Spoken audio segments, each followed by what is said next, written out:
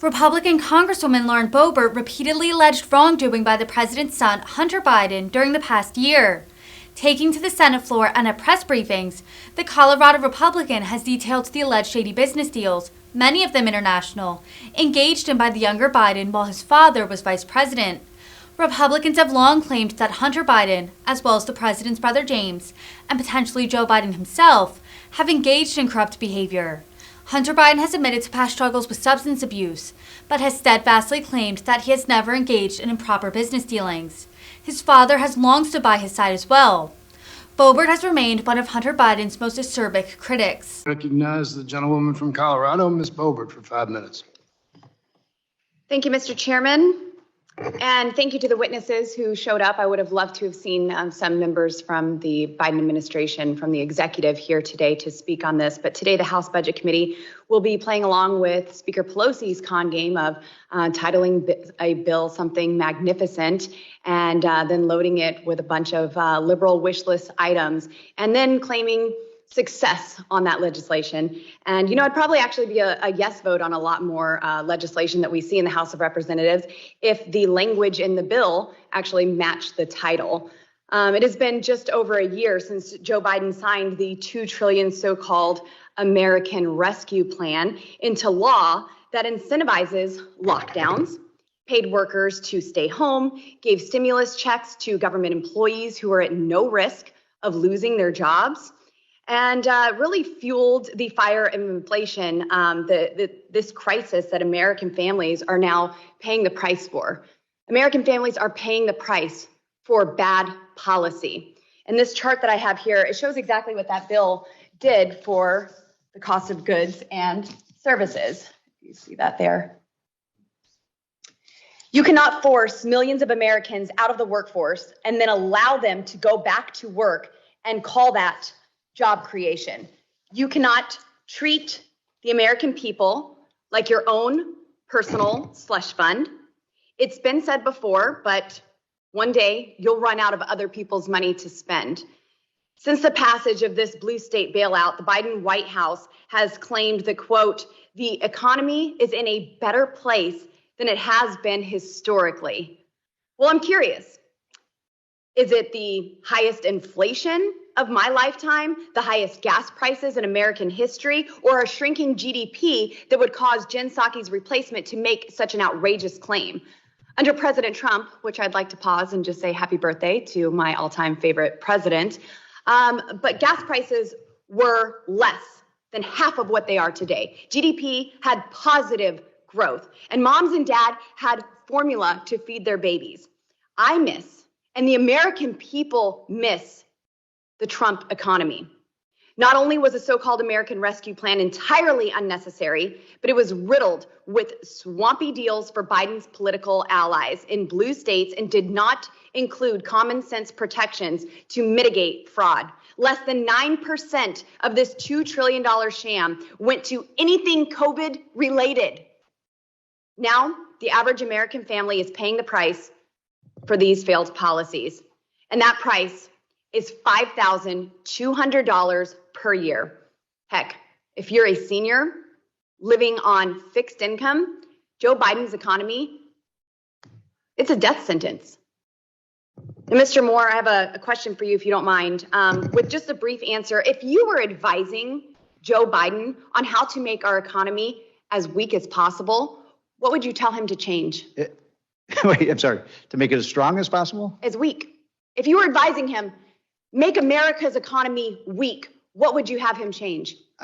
Well, I do pretty much what we've done. I mean, this idea that somehow we're in a recovery right now, I just looked at the numbers, the latest numbers for the GDP forecast for the second quarter. Those are 0.9%. We had negative 1.5% in the first quarter. So if you put those numbers together, for the first half of 2021, we've had negative growth. What recovery are you all talking about? There is no recovery in the economy. We're negative.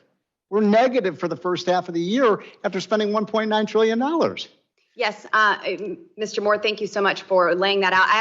I would love to give a copy of Trumponomics to everyone here on the Budget Committee. I think that would be something that everyone would I've got really copies benefit. available. There you go. We'll get you some signed copies over there.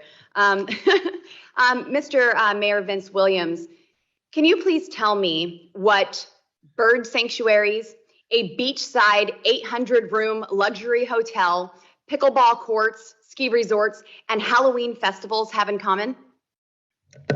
I have no idea. I don't have either of those in my city.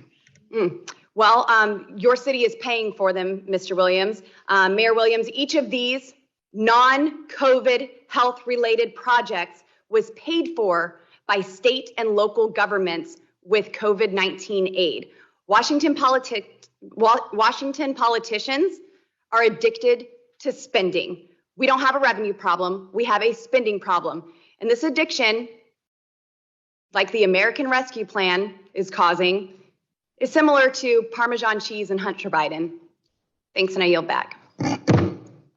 Gentlewoman's time has expired. Arkansas is recognized. Mr. Speaker, I yield 2 minutes and 15 seconds to the gentlelady from Colorado, Ms. Boebert. Gentlewoman of Colorado is recognized for 2 minutes and 15 seconds. Thank you, and good morning, Mr. Speaker. I rise in opposition to Amendment number 455. It's currently almost 2 a.m. here on the House floor. Most Americans are asleep. In China, they're finishing up with lunch, and after the videos we've seen this week, it's possible that Hunter Biden's on to his second fix for the night.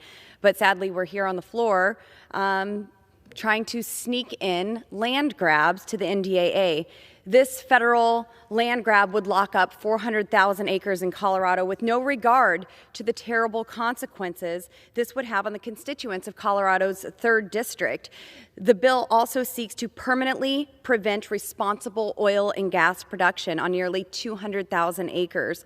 While Americans are paying record high gas prices, while Biden is shipping our oil reserves to the communists in China, Democrats here in the House want to lock up more of our oil and gas under the ground, never to be seen or utilized.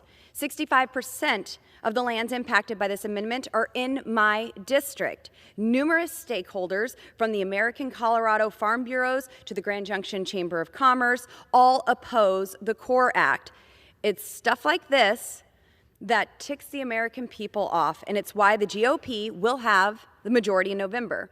There are reasons why the Senate rejected this bill outright. It's because the American people don't want it. And I'm proud to have worked with them last time we passed the NDAA to remove this from the final passage. And there are good reasons why it's so unpopular. The CORE Act threatens to accelerate wildfires due to its numerous wildfire designations and other provisions that restrict federal agencies' ability to actively manage their lands.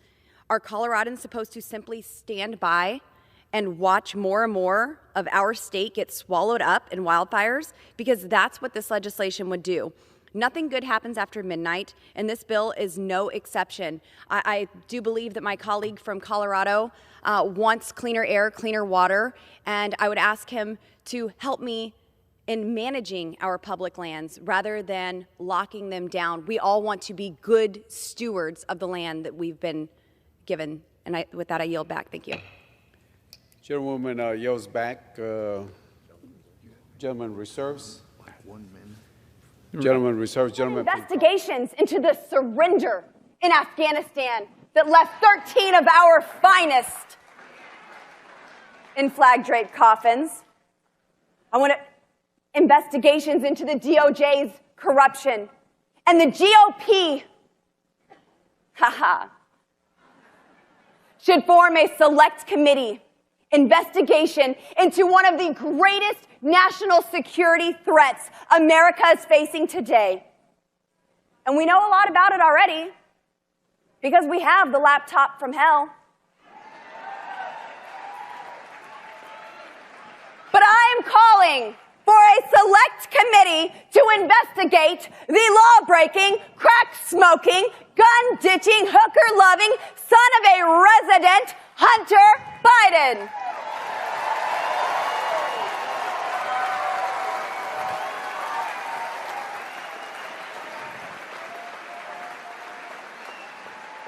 Now, I wish I could tell you that I had full faith in GOP leadership in both the House and the Senate to defund the deep state and to hold the Biden regime accountable. But I don't. I've been disappointed. You have have been disappointed too many times. So let me tell you, serving in Congress, I still see far too many squishy Republicans who think that that R next to their name stands for rollover. These members,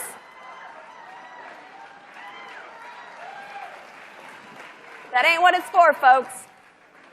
These members just want to get paid, go to swanky receptions, and be in bed by 9. That is not a representative. That is a welfare recipient.